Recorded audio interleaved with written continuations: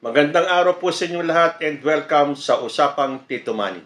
Dating Pangulong Rodrigo Duterte mukhang mahihirapan makabalik ng bansa dahil yung kanyang hinihiling na interim release ay mukhang napakalabong maibigay sa kanya.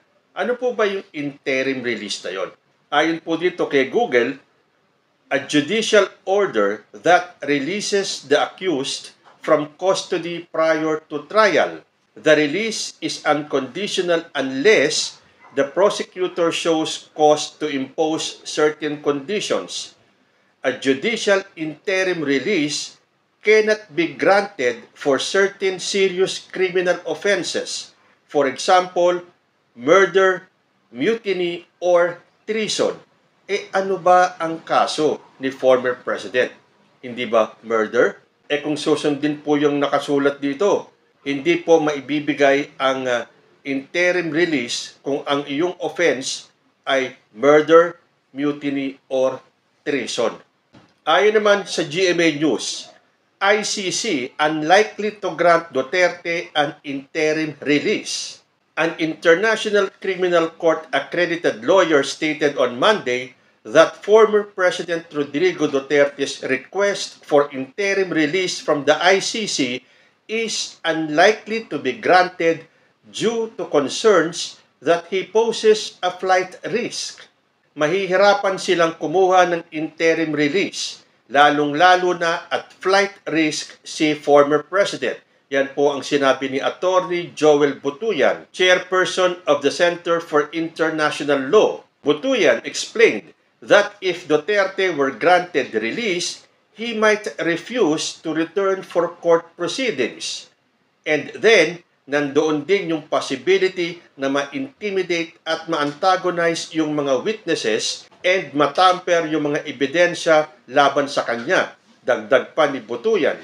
Butuyan also pointed out recent protests by Duterte supporters both in the Netherlands where the ICC is based and in the Philippines. So, malabo talagang mabigyan siya ng interim release. When asked about the impact of protests on the case, Butuyan said they may demonstrate to the ICC the extent of Duterte's influence. Makita ng mga judges na sobrang powerful talaga ng forces ng Duterte camp dahil hanggang sa ICC ay pwede silang i-bully and i-harass and i-attempt na i-manipulate. That is going to be a factor, of course, sabi pa niya. In a Facebook post on Sunday, ICC Assistant to Counsel Cristina Conti also said Duterte supporters' harassment of victims bolstered the ICC's case to deny the former president an interim release and strengthen efforts to convict him. Ipapaalala ko rin na may panlimang kaso na nililitis sa ICC, ang offenses against the administration of justice. Mag-ingat na ang mga umaatake sa korte, sa prosecutor at sa judges dahil baka madagdagan ang kaso ni Duterte. Yan po talaga ang ginagawa ng mga DDS ngayon . Talagang hinaharas nila, binubuli nila. Kung magbabasa kayo ng mga post sa social media, bastos pa nga yung ibang nababasa kong post ng mga DDS. Hindi nila alam, makakaapekto yan sa kaso ni former president. Pero patuloy pa rin sila. Somebody from the Duterte camp dapat pagsabihan itong mga DDS na to. Natigilan yan. Kundi lalo lang mapapasama ang estado ni former president sa ICC. The ICC allows detainees to apply for interim release pending trial. But Butuyan emphasized that the request must demonstrate extreme and urgent necessity. He also noted that Duterte's camp would struggle to secure an interim release based on health concerns. Kung ang panghahawakan niya ay yung kanyang kalusugan, ay meron naman hong independent medical verification na gagawin ang ICC. Nung Friday, sinabi nga nung presiding judge na mentally and physically fit siya. Nevertheless, Butuyan said Duterte could regain his freedom if the ICC chooses to dismiss the case based on jurisdictional issues or if it acquits Duterte.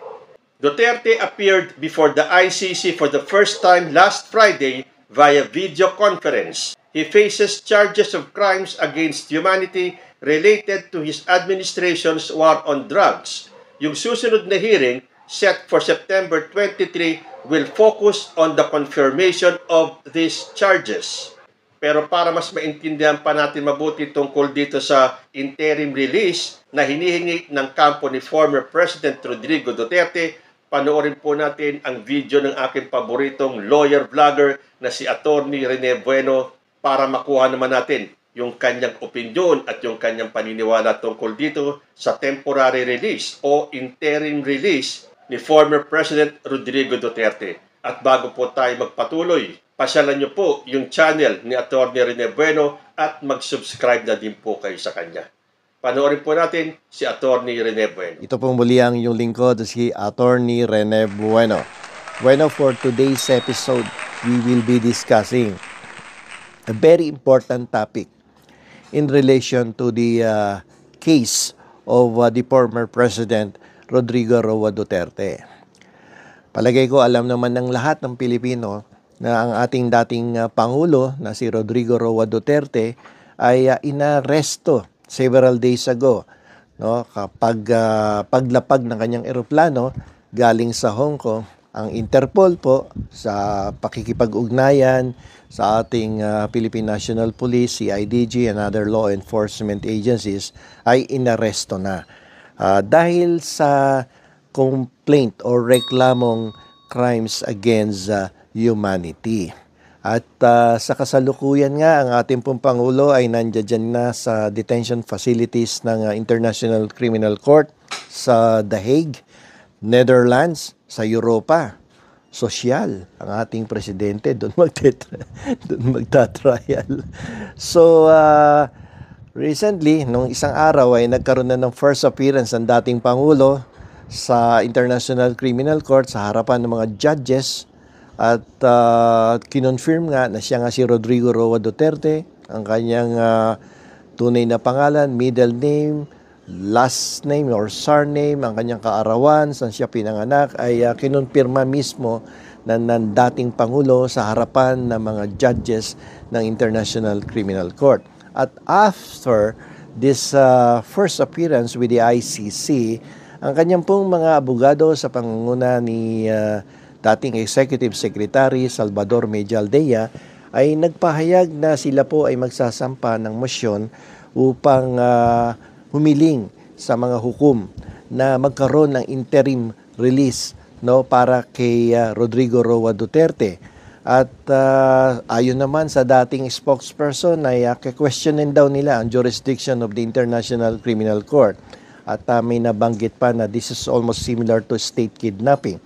But let us set aside the issue on jurisdiction because we have already discussed the matter of jurisdiction and we have already explained that there was a Supreme Court decision rendered by the Philippine Supreme Court that the ICC has still jurisdiction over the case of Rodrigo Roa Duterte because the serious crimes committed were crimes were committed when we were still a signatory and a member of the International Criminal Court. So wala nang issue doon.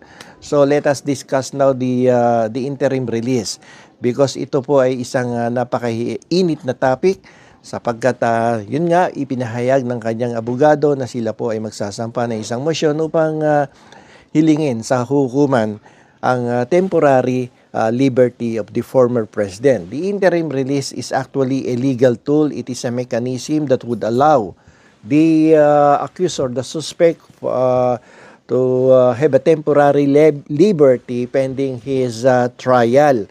So ito ay ibinibigay lamang ng International Criminal Court through the judges. Ang mga judges ang merong legal authority to issue the interim release.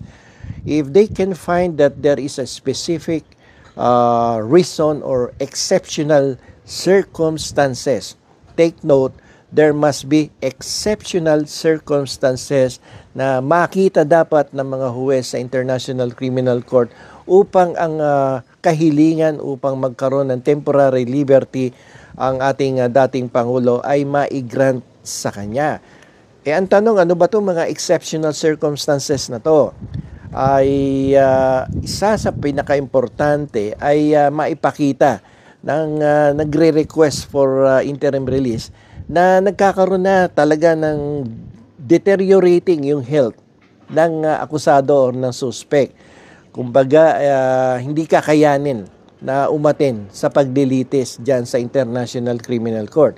And to require him to attend the trial ay definitely baka mauwi sa hindi inaasahang pangyayari na baka magkaroon ng kamatayan, mapaaga yung tao, masira talaga yung kalusugan na hindi dapat mangyari.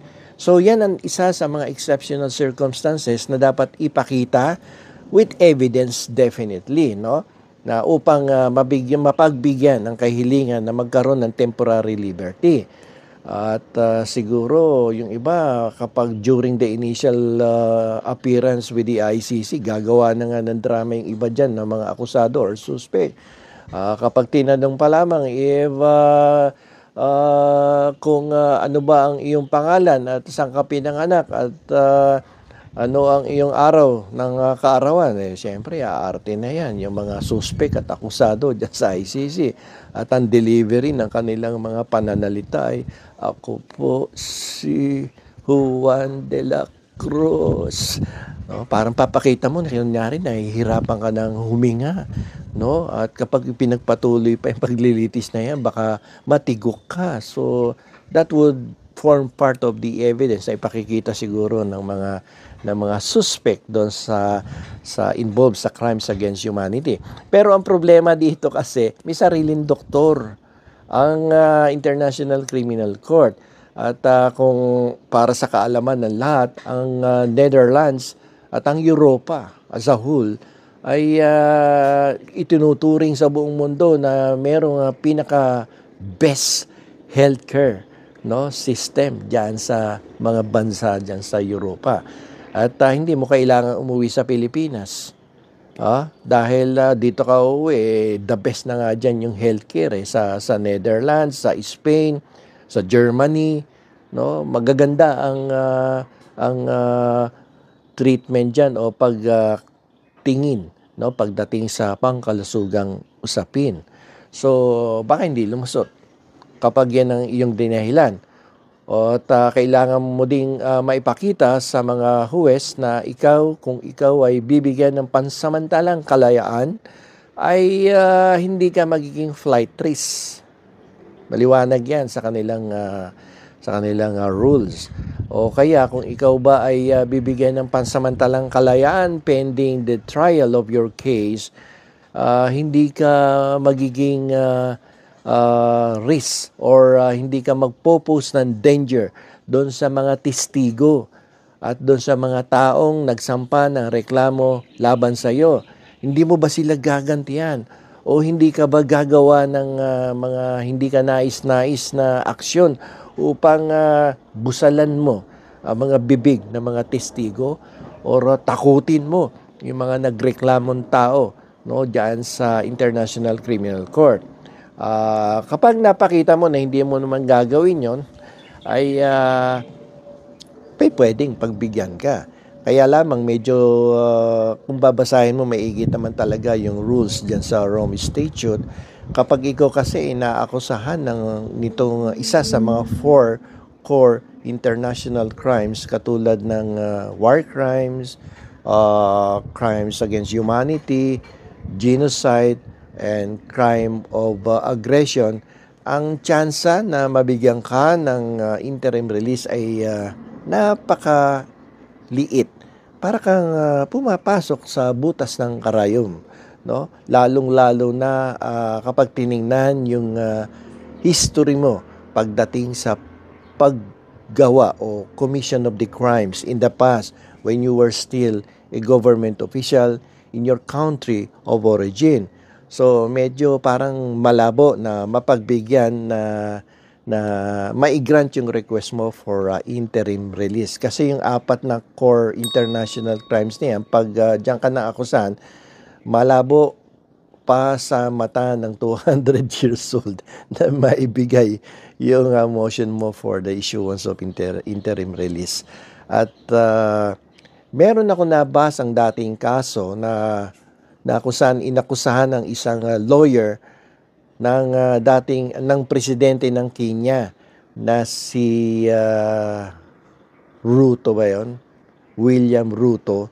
No, ang kanyang abogado na si Paul Gicheru ay naakusahan na nanunuhol sa lahat ng testigo. No, testigo laban sa presidente ng Kenya na si Ruto. At ito ay nalaman, no, ng mga judges ng International Criminal Court. At dahil dito siya po ay inakusahan ng bribery at intimidation do sa mga witnesses against the President of Kenya. Dahil dito inaresto siya. Pero upon his arrest, no, nagsampa ang Kenyan lawyer ng kahilingan sa husgado na magbigay ng interim release para sa kanya. At ito ay na-grant ng ICC. Pero ito ay masyadong malayo doon sa mga akusasyon laban sa Kenyan president at sa kasalukuyang kaso nga ng dating presidente na si Rodrigo Duterte, na ang kaso kasi niya is pumapasok doon sa isa sa core of international crimes na crimes against humanity. Kasi dito sa Kenyan lawyer, kaya napagbigyan yung kanyang kahilingan na magkaroon ng interim release or temporary liberty while the case is pending with the ICC, ay hindi naman isa siya doon sa mga kaso na yon na genocide, war crimes, crime of aggression at crimes against humanity. So, napalaya siya. Pero kung ang kasong kinakaharap mo ay crimes against humanity, war crimes, genocide, or crime of aggression, medyo malabo na mapagbigyan ka. Lalong-lalo na kung meron kang kasaysayan talaga na napakatindi, no, na mga krimen na nagawa mo nung mga nakalipas na taon at napapatunayan at malaki ang suspetsa na pwedeng gantihan mo ang mga testigo, gantihan mo ang mga nagrereklamo at kayang-kaya mo mag-organisa ng mga mass actions upang talagang sirain ang kasalukuyang gobyerno upang magkaroon kayo ng pagkakataon na makabalik sa pwesto at gantihan yung mga testigo, gantihan yung mga nagreklamo. Okay, so ngayon po ay ikumpara natin itong interim release na ginagamit dito sa ilalim ng Rome Statute dyan sa International Criminal Court. Kailan ba to maigagawad o maibibigay sa isang akusado o sa isang suspect? Ito ay actually discretionary on the part of the judges of the ICC. This is not a matter of right. No, kung ito ay ibibigay under the discretion of the judges, it must fall under exceptional circumstances. Katulad nga ng aking mga nabanggit kanina, kung mapapatunayan na meron ng deteriorating health on the part of the suspect or the accused, ay at hindi niya nakakayanin ng paglilitis, baka maaaring ibigay. O kaya kung hindi siya magiging flight risk o kung siya ay hindi magpo-pose ng danger to the witnesses or to those complainants of the accused or the suspect, pwede siyang pagbigyan. At hindi ba niya kayang rumesbak na o wala na ba siyang kakayahang rumesbak doon sa mga testigo at sa mga nagrereklamo laban sa kanya, ay baka pagbigyan ng mga judges. Pero in some, napakaliit ng tsansa ng mga akusado at suspect sa ilalim ng Rome Statute ng papagbigyan ang kanilang kahilingan na maglabas ng isang interim release because they have committed serious crimes. And if they will file a request for the issuance of the interim release, dapat mapatunayan, very specific, na ito ay nagfo-fall under exceptional circumstances. Ngayon, pagdating sa right to bail naman dito sa Pilipinas, dito sa atin dalawa ang kategorya nito. It may be a matter of right or it may be a matter of discretion on the part of the judges. Doon sa ICC, kapag nag-file ka ng interim release, matter of discretion yan. No? May re-release lamang yan o may ibibigay lamang yan if this will fall under exceptional circumstances. So, matter of discretion. Dito sa ating bansa, kapag ikaw ay na-charge ng mga offenses punishable by life imprisonment, reclusion, perpetua, or death, that is a matter of discretion. So, pwede ding mabigyan ka ng bail pag nag-file ka ng petition for bail if you will be able to demonstrate the fact that the evidence of guilt is so weak, no? Hindi malakas yung ebidensyang isinampasan nyo. So, matter of discretion kapag napagdesisyonan ng hukom na sige, palabasin natin to dahil ito namang mga ebidensya pa lang iprinesenta sa hukuman laban sa akusado ay hindi naman ganong katibay at kalakas. So, palabasin yan. Sapagkat aside from that, hindi naman siya nagpo-pose ng danger at hindi naman siya flight risk. Pero kung ang kaso naman ay naisampa lamang sa lower court, that is a matter of right, even after conviction. And if that will be filed in the regional trial court, that is a matter of right prior to conviction. But if it is after conviction, hindi na matter of right yan. Matter of discretion na yan on the part of the court. Kung ibibigay o hindi sa'yo. Kung may flight risk ba or kung mayroong danger on the part of the witnesses, mga nagsampa ng reklamo, at ikaw ay may pagkakataon na baka gantihan mo yung mga testigo at patayin pa, no? Nangyayari yan dito sa sitwasyon sa ating bansa. So, yan po ang pagkakaiba. So, interim release, ulitin ko, that is discretionary on the part of the judges of the International Criminal Court. And for you to be able to secure the interim release, you must be able to prove specifically it should fall under exceptional circumstances. Pero sabi ko nga, based on the history at kung babasahin ninyo yung Rome Statute at yung mga previously na akusahan ng serious crime dyan sa tribunal na yan, ay wala pang nabibigyan ng interim release. At dito naman sa ating bansa, no, at matter of discretion yan, yung pagdating sa bail for you to be able to have temporary liberty pending the trial of your case. So, pag serious crimes or yung crimes punishable by life, death, or reclusion perpetua, so matter of discretion din. So, merong pagkakahawig, no? So, unless na lang kung ang offense against you ay naisampa sa lower court. So, it is a matter of right, even after conviction.